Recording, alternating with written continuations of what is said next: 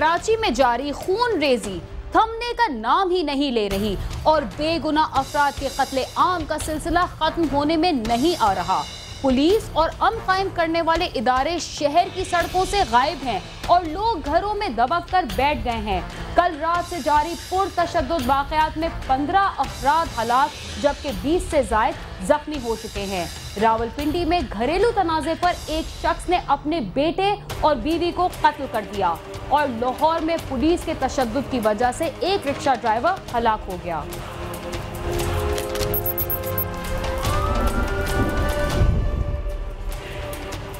कराची समेत सिंध भर में गुज़िश्ता रात से जारी पुरतशद्दुद वाक़यात में अब तक 15 अफराद हलाक और 20 से ज़ायद जख्मी हो गए, जबकि मुख्तलिफ इलाकों में 30 से ज़ायद गाड़ियों को नजरे आतिश कर दिया गया।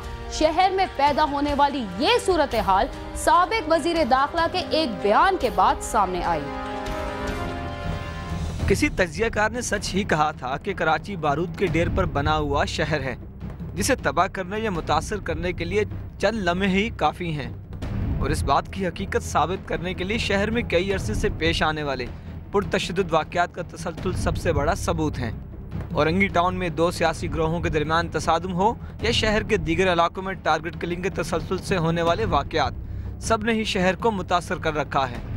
कुछ ऐसा ही गुज़िश्ता शब भी हुआ जब सूबा सिंध के सीनियर वज़ीर डॉक्टर जुल्फ़िकार मिर्ज़ा अपनी शोला बयानी के दौरान कुछ ज़्यादा ही बोल गए, जिसके बाद शहर कायद में अचानक हंगामा आराई का ना थमने वाला सिलसिला शुरू हो गया, जिसमें अब तक 15 अफराद हलाक और 30 से ज़ायद जख्मी हो चुके हैं। ये पुरतशद्दुद वाक़यात सीनियर सूबाई वज़ीर डॉक्टर जुल्फ़िकार मिर्ज़ा के इस बयान के बाद शुरू हुए, जिसमें उन्होंने MQM के कायद अल्ताफ़ हुसैन को सख्त तनकीद का निशाना बनाया था। मुत्तहिदा के कायद अल्ताफ़ हुसैन के खिलाफ बयान पर मुत्तहिदा कौमी मूवमेंट राब्ता कमेटी ने आज मुल्क भर में एहतजाज का ऐलान किया था, जिसके बाद कराची के मुख्तलिफ इलाकों लियाकताबाद, नाज़िमाबाद, न्यू कराची, गुलिस्तान जौहर, गुलशन इकबाल, आयशा मंजिल, फेडरल बी एरिया और मलीर समेत दीगर इलाकों में लोग सड़कों पर निकल आए, जबकि इसके साथ साथ अंदरूनी सिंध के मुख्तलिफ इलाकों और पंजाब में भी एहतजाजी रैलियाँ और जुलूस निकाले गए। आज कराची शहर का कोई पुरसाने हाल नहीं है। जिस तरीके से मैं समझता हूँ कि हम ताजिर बिरादरी मजम्मत करते हैं इस बात की कि जो अल्फाज उन्होंने नाजेबा इस्तेमाल किए उसको फ़ौरन वापसी लिया जाए। अब वो कह रहा है कि मेरे बयान नहीं है, मेरे बयान नहीं है, गवर्नमेंट के बयान नहीं, तो भाई ऐसे अल्फाज बोले क्यों आपने, जिससे आपको पता है कि पूरा बर्बाद हो जाएगा। हमें रहमान मलिक की माफ़ी नहीं चाहिए, हमें उसकी माफ़ी चाहिए, वो माफ़ी मांगे। माफ़ी नहीं मांगनी चाहिए, उसको इस्तीफा दे देना चाहिए। हम अवाम की हैसियत से यहाँ पे आगे खड़े हुए और अवाम का हम रिकॉर्ड रजिस्टर करवा रहे हैं आपके पास कि हमें इतनी तकलीफ पहुँची है कि हम रातों को सोई नहीं है, हम पूरी रात बेचैनी में गुजारे जिस तरह। इस दौरान कराची शहर और अंदरूनी सिंध के तजारती मराकज़ और दुकानों के साथ साथ पब्लिक ट्रांसपोर्ट मुकम्मल तौर पर बंद रही, जिसके बायस लोगों को शदीद मुश्किलात का सामना करना पड़ा। रात गए से शुरू होने वाले इन पुरतशद्दुद वाक़यात के दौरान कराची के मुख्तलिफ इलाकों मलीर, गुलिस्तान जौहर, अजीज़ाबाद, नाज़िमाबाद, न्यू कराची, बल्दिया टाउन और गुलशन इकबाल समेत दीगर इलाकों में 15 अफराद हलाक हो चुके हैं, जिनमें खातून और 2 कानून नाफिज करने वाले अदारों के एहलकार भी शामिल हैं। जबकि इस दौरान जलाओ गिराव के वाक़यात में 37 से ज़ायद गाड़ियाँ, एक होटल, 2 दुकानें और दर्जनों पथारे भी नजर आतिश कर दिए गए। इसी दौरान शरपसंदों ने नॉर्थ नाज़िमाबाद बस स्टॉप पर खड़ी बसों को भी आग लगा दी, जिसके नतीजे में 9 बसें मुकम्मल तौर पर जलकर तबाह हो गईं। कराची समेत मुल्क भर में शुरू होने वाले एहतजाज और शहर में डॉक्टर जुल्फ़िकार मिर्ज़ा के खिलाफ निकाली जाने वाली रैलियों और सख्त अवामी रद्द अमल के बाद वफाकी हुकूमत भी मुतहर्रिक हो गई, जिसके बाद पाकिस्तान पीपल्स पार्टी की मरकजी क़यादत ने डॉक्टर जुल्फ़िकार मिर्ज़ा के बयानात को उनकी ज़ाती राय करार दिया, जबकि वफाकी वज़ीर दाखिला रहमान मलिक ने इस बयान पर मुल्क के अवाम और अल्ताफ़ हुसैन से माफ़ी मांग ली। सारे बुजुर्गों से, उर्दू स्पीकर से, जवानों से, बहनों से, बच्चों से कि हम उसकी माफ़ी चाहते हैं, जितनी भी उनकी दिलादारी हुई। जहाँ तक तल्लक है अल्ताफ़ भाई का, अल्ताफ़ भाई एक नेशनल लीडर है, ही इज़ अ विजनरी। सख्त अवामी रद्द अमल और मरकजी क़यादत की जानिब से सख्त तनकीद का निशाना बनाए जाने के बाद डॉक्टर जुल्फ़िकार मिर्ज़ा ने भी अपने बयान पर लोगों से माफ़ी मांगी। इसी दौरान सूबाई वज़ीर दाखिला मंजूर वसान ने भी लोगों से पुरअमन रहने की अपील की है। मेरी दर्दमंदाना अपील ही होगी और मेरा वाहिद यही ज़रिया है अमन, प्यार, मोहब्बत और मुझे यकीन है हर पार्टी वाले मेरे साथ तावन करेंगे और कर भी रहे हैं कि अमन से ही कराची प्यार और मोहब्बत से अमन हो सकता है और अमन ने ही मुझे बहाल करना है। एक बयान और इसके जवाब में 15 हलाकतें और कई लोगों का माशी कत्लेआम। इसका जवाब कौन देगा? अवाम यही सवाल कर रहे हैं। साथी रिपोर्टर खुर्रम गुलजार के साथ सालिक शाह, समा, कराची। रावलपिंडी में घरेलू तनाज़े पर एक दरिंदा सिफत शख्स ने नशे की हालत में अपने बेटे और बीवी को फायरिंग करके मौत के घाट उतार दिया। पुलिस ने मुलजिम को गिरफ्तार करके आला कत्ल बरामद कर लिया।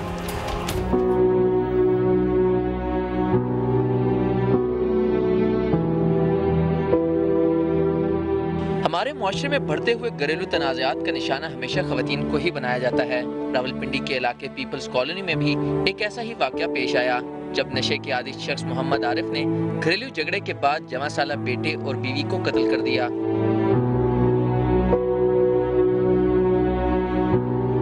गुज़श्ता हफ्ते मोहम्मद आरिफ ने रात के 3 बजे अचानक बीवी को तशद्दुद का निशाना बनाना शुरू कर दिया। शोर की आवाज़ सुनकर मोहम्मद आरिफ के बच्चे जो निचली मंजिल में सोए हुए थे ऊपर आ गए, तो आरिफ ने बच्चों को भी तशद्दुद का निशाना बनाया और अपने बड़े बेटे शहरयार को गोली मारकर कत्ल कर दिया। अम्मी को काफी मार थे, फिर जब भाइयों को नीचे से बुला के लाई हूँ, पिस्तौल उठा ली। फिर कहते हैं कि शहरयार कहते हैं भाई को, कहते हैं तुम कौन हो? भाई ने पिस्तौल पकड़ी है, भाई को कहते हैं आप आगे ना आना, आपको ही मारूंगा। दूसरे वकार को कहते हैं, बड़े ने पकड़ी है पिस्तौल, उसे गोली मार दी। अबू अम्मी को मार रहे थे तो मेरे छोटे भाई ने आगे बढ़ के कहा, अबू को कहा कि हम सब ने कहा अबू क्या बात है। अबू ने मेरे छोटे भाई को दिखा दिया, फिर मेरा भाई नीचे भाग भाग के गया, तीनों भाइयों को बुलाया।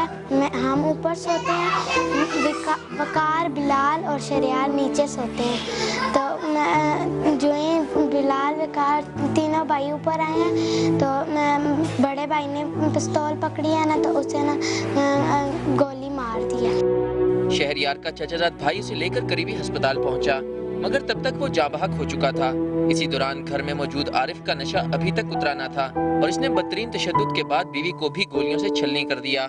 जब भाई को गोली मार चुके हैं ना, चाचू ने उन्होंने पिस्तौल खींची है, तो फिर गधे के नीचे छुरी पड़ी थी, वो निकाल ली। छुरी निकाल के इधर और कमर में मारी है। अम्मी बेहोश होगी, फिर अम्मी को गोली मार के भाग गए। हमारे चाचू ने अब्बू से पिस्तौल खींची है, तो बैठ के गधे के नीचे से ना छुरी निकाल के ना पहले अम्मी को गर्दन पे मारी है, फिर पीछे कमर में मारी है। अम्मी बेहोश होगी और फिर हमने अम्मी को कहा अम्मी उठे उठे, इतने में अब्बू ने अम्मी को गोली मारी और चले गए।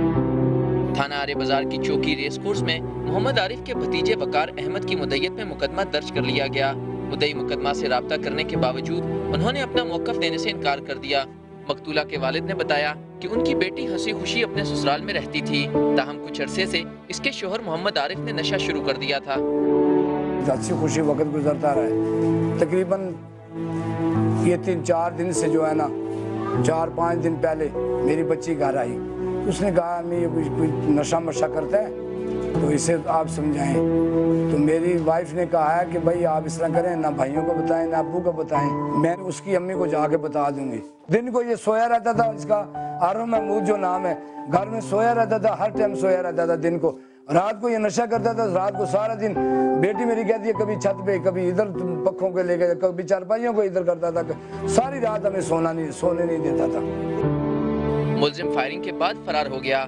मुकदमे के तफ्तीशी अफसर समेत मुतलका अफसरान से मौकफ जानने की कोशिश की गई, ताहम उन्होंने मुलजिम की गिरफ्तारी के हवाले से कोई भी तफसील फराहम करने से इनकार कर दिया।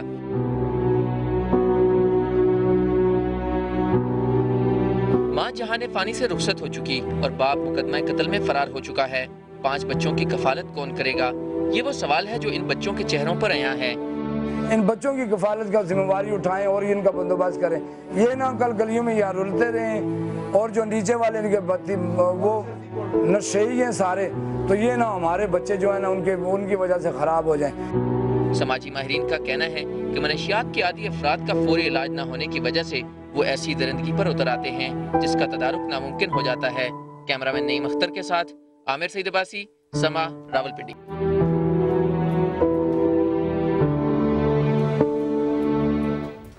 आपने देखा कि एक दरिंदा सिफत शख्स ने नशे की हालत में अपने बेटे और बीवी को मौत के घाट उतार दिया। इसके साथ ही चलते हैं थोड़ी देर के लिए जराइम की दुनिया से दूर और लेते हैं एक वक्फा। आप समा के साथ रहिए।